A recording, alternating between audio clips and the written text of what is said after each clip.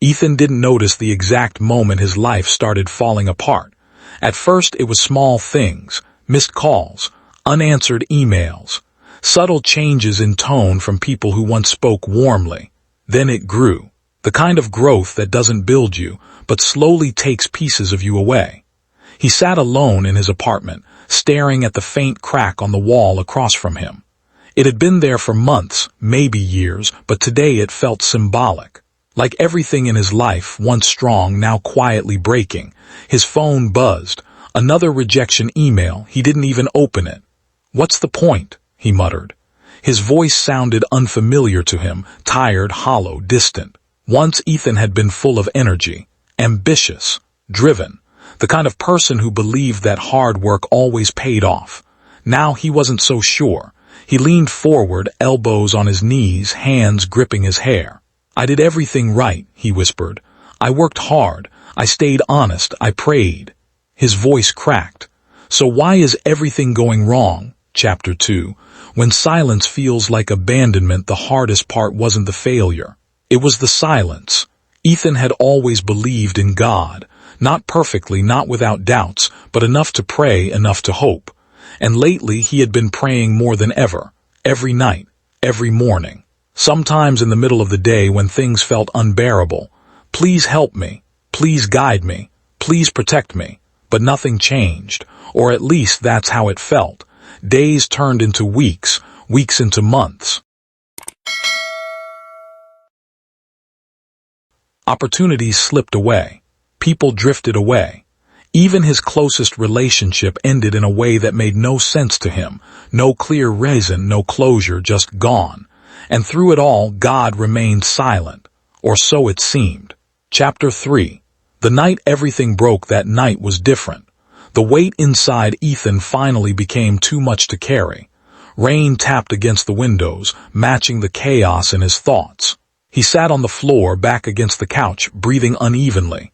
"I can't do this anymore," he said quietly.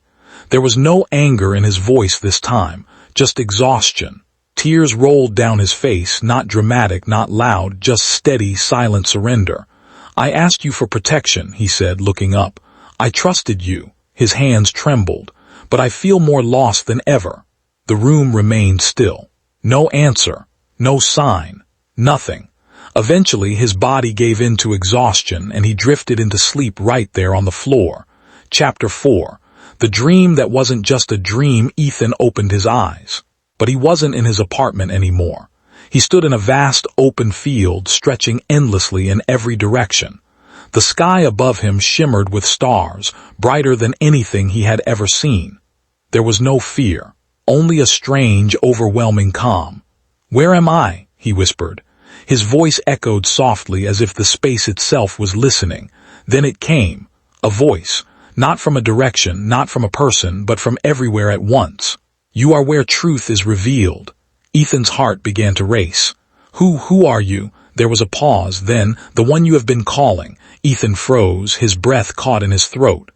"God." Chapter 5. The question you were afraid to ask, the silence that followed, wasn't empty. It was full, heavy, meaningful. Ethan swallowed hard. If this is real," he said, his voice shaking, "then answer me." He clenched his fists. "Why did you let everything fall apart?" The question hung in the air like a storm waiting to break. For a moment, nothing happened. Then the voice spoke again, calm, steady, unshaken. "You believe everything fell apart." A gentle breeze moved across the field. "But what if what you call falling apart was actually falling into place?" Ethan frowned. "That doesn't make sense," he said. "I lost my job.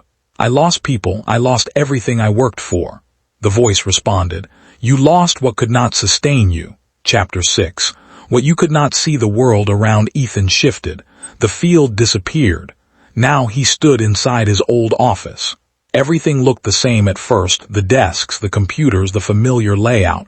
But something was different. He saw himself, sitting at his desk, typing, focused, determined. Ethan stepped closer, confused. "That's me?" "Yes." Suddenly the scene expanded. Walls became transparent. Conversations appeared, ones Ethan had never heard before. Managers discussing layoffs. Whispers about blame. plans forming behind closed doors. Ethan watched in shock as his name came up, not as someone valued, but as someone they planned to hold responsible for a failure he didn't cause. "No," he whispered. "You saw stability. I saw a trap." Ethan's chest tightened. "If I had stayed," he said slowly, "you would have carried consequences that were never yours."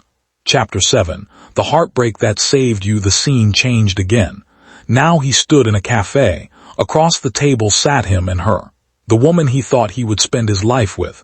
They were laughing, smiling, happy. Ethan felt a sharp pain in his chest.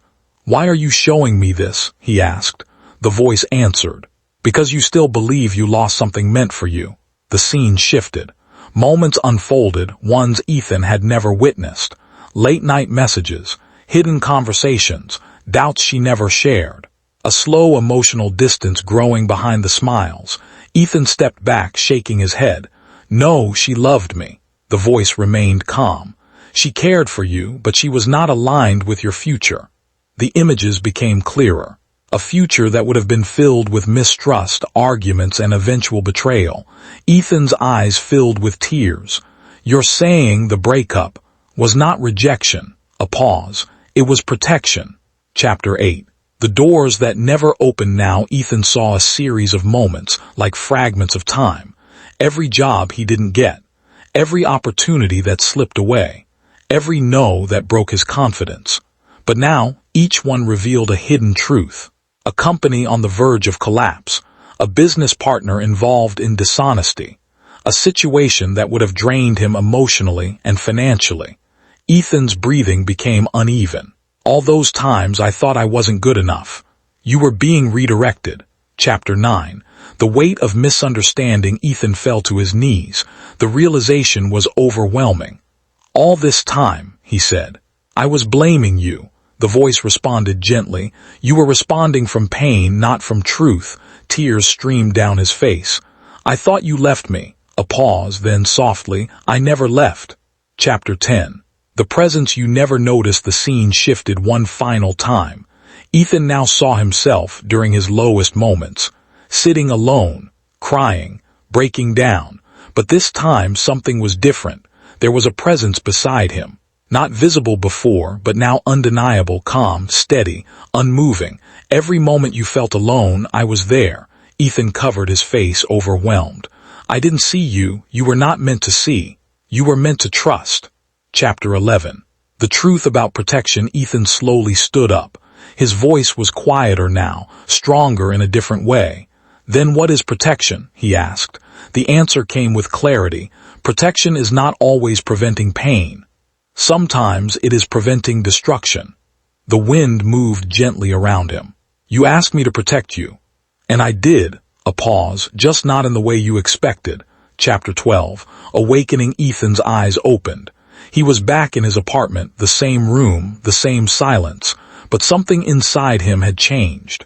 He sat up slowly, placing his hand on his chest. His breathing was steady, his thoughts clearer. For the first time in months he didn't feel lost. He felt guided.